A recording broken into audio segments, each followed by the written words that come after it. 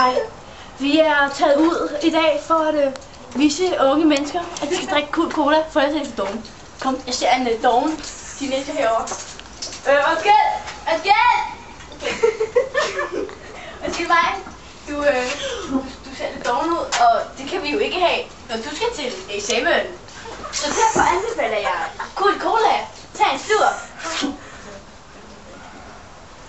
Og så kan du mærke presset. Du bliver hyper.